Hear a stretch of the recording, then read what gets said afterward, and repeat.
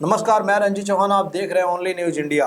महाराष्ट्र में शिवसेना का काम तमाम करने के बाद अब एनसीपी की बारी है। जी हाँ साहब, उद्धव ठाकरे की तो बैंड बज गई है, लेकिन अब अगली बैंड बजने वाली है एनसीपी की, शरद पवार की।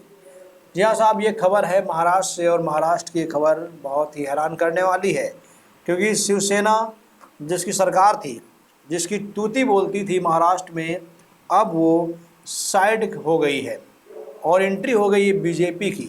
लेकिन हालांकि सरकार शिवसेना की बनी है, लेकिन उसमें कहीं कांग्रेस का नाम नहीं है, उद्धव ठाकरे का नाम नहीं है, एनसीपी का नाम नहीं है।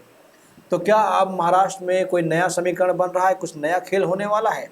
तो जिस प्रकार से कहा जा रहा है कि अब बैंड बजने वाली है एनसीपी की, क्या है पूरी खबर, मेरा आपसे अनुरोध है इस खबर को आप जरूर शेयर करें और देखें जरूर। पिछले कुछ दिनों से महाराष्ट्र विकास अघाड़ी को लेकर चिंता जताई जा रही है। लोगों का ज़्यादातर ध्यान मुख्यमंत्री उद्धव ठाकरे के सियासी भविष्य पर टिका है, क्योंकि उनकी पार्टी टूट गई है।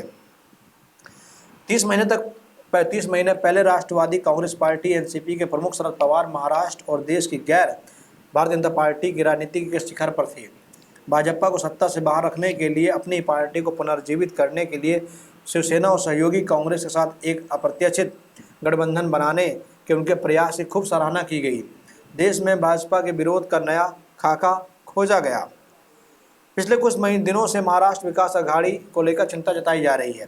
लोगों का ज़्यादातर ध्यान मुख्यमंत्री उद्धव ठाकरे के सियासी भविष्य पर टिका है, क्योंकि उनकी पार्टी टूट गई है। आगे भी बिखराव की संभावना है। हालांकि यहाँ शरद पवार का भाग्य भी उतना ही स्पष्ट है। पवार के सामने अपनी पार्टी का भविष्य, उनके नेतृत्व और अपनी विरासत को लेकर कई सवाल हैं। सत्ता से जाने के बाद पवार को अपनी पार्टी और अपनी विरासत की रक्षा के लिए कड़ी परीक्षा का सामना करना पड़ेगा।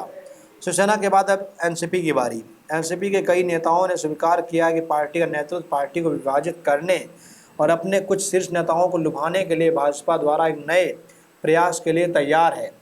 शिवसेना को सफलतापूर्वक तोड़ने के बाद इस बात की आशंका जताई जा रही है कि भाजपा पवार की एनसीपी पर अपना ध्यान केंद्रित कर सकती है। एनडीए सरकार में एनसीपी के 2 मंत्री नवाब मलिक और अनिल देशमुख महीनों से जेल में हैं। ईडी पहले ही एनसीपी नेता एकनाथ खड़गे की कथित मनी लॉन्ड्रिंग के लिए संपत्तियों को कुर्क कर चुकी है। आयकर ने पिछले साल चोरी के आरोप में अजीत पवार से जुड़े व्यवसायों पर छापा मारा था। एनसीपी के पूर्व मंत्री हसन मुशर्रफ पर भी उनसे जुड़े एक चीनी मिल में गड़बड़ी और धोखाधड़ी के आरोप लगे हैं। फडणवीस से मिले अजीत पवार के करीबी नेता। नए शिंदे सरकार की शपथ लेने के कुछ ही घंटों बाद अजीत पवार के करीबी एनसीपी नेता धनंजय मुंडे ने गुरुवार देर रात फडणवीस के साथ बैठक की। मुंडे राज्य में बड़े ओबीसी नेता हैं। महाराष्ट्र विधान परिषद में एक आक्रामक नेता के तौर पर उनकी अपनी पहचान है। पहले भी विपक्ष में रहते हुए उनके और फडणवीस के मधुर संबंधों की खूब चर्चा होती रही। एनसीपी के भीतर कई नेताओं ने कहा कि मुंबई में सरकार बदलने के साथ इनमें से कई नेताओं को पार्टी छोड़ने में ज़्यादा समय नहीं लगेगा। इंडिया टुडे की एक रिपोर्ट के मुताबिक नाम न जाहिर करने की शर्त पर एक एनसीपी नेता हंसते हुए कहते हैं कि ईडी के दफ्तरों में बस कुछ दौरे हुए हैं, तो हमें यकीन है कि ठाकरे के बाद हम बीजेपी के लिए टारगेट नंबर 1 है। अजीत पवार पर दांव खेल सकती है बीजेपी। कई लोगों को डर है कि बीजेपी फिर से अजीत पवार पर दांव खेल सकती है। 2019 में भाजपा के साथ गठबंधन करने के बाद 2 दिनों तक चलने वाली अल्पमत सरकार के दौरान उनके खिलाफ कुछ मामलों को बंद कर दिया गया था।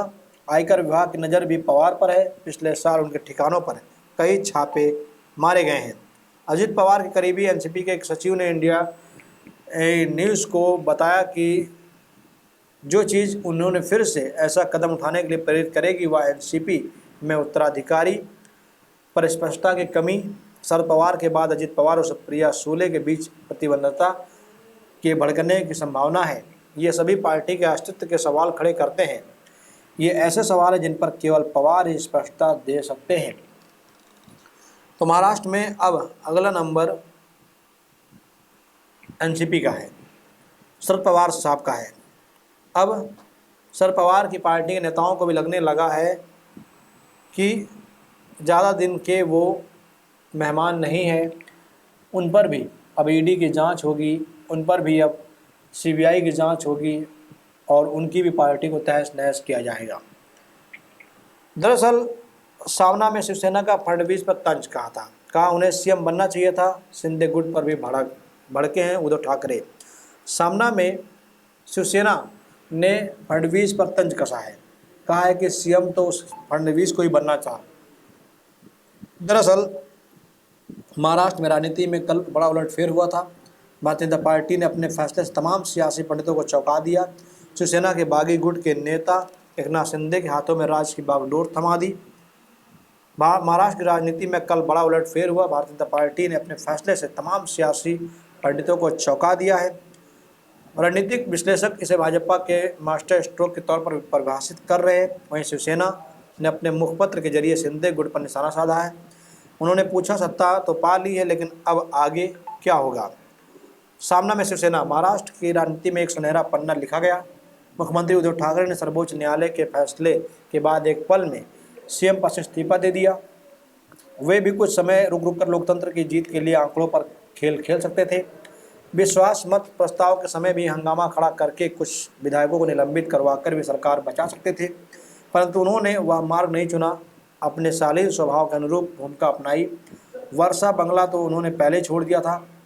बंगला अपने पास ही रहे, इसलिए उन्होंने मिर्ची का हवन आदि वगैरह झमेला नहीं किया। उन्होंने सामान समेटा और मातोश्री पहुँच गए। अब मुख्यमंत्री पद व विधान परिषद के विधायक का पद भी त्याग दिया। पूरे समय शिवसेना का कार्य करने के लिए वे मुक्त हो गए, ऐसा उन्होंने घोषित किया है। उद्धव ठाकरे ने जाते जाते कहा कि मैं सभी का आभारी हूं, परंतु मेरे करीबी लोगों ने मुझे धोखा दिया। यह सही ही है। जिन्होंने दगाबाजी को वो करीब 24 लोग कल तक उद्धव ठाकरे की जय जयकार करते थे। अटल बिहारी वाजपेयी सरकार सिर्फ एक मत से गिरने के दौरान ही अटल बिहारी विचलित नहीं हुए थे। तोड़ फोड़ करके हासिल किए गए बहुमत को मैं चिमटे से भी स्पर्श नहीं करूंगा, ऐसा उन्होंने कहा है। उन्होंने कहा कि जो आज भाजपाई नेताओं के लिए स्वीकार करना जरूरी है। उन्होंने लोकसभा के सभागृह में कहा कि मंडी सजी हुई थी, माल भी बिकने को तैयार था, लेकिन हमने माल खरीदना पसंद नहीं किया। अटल जी की विरासत अब खत्म हो गई है। महाराष्ट्र विधायकों को पहले सूरत ले गए, वहाँ से उन्हें असम पहुँचाया, अब वे गोवा आ गए। उनका स्वागत भाजपा वाले मुंबई में कर रहे हैं। देश की सीमा की रक्षा के लिए उपलब्ध हजारों जवान खास विमान से मुंबई हवाई अड्डे पर उतरे। इतना सख्त बंदोबस्त केंद्र सरकार कर रही है तो किसके लिए?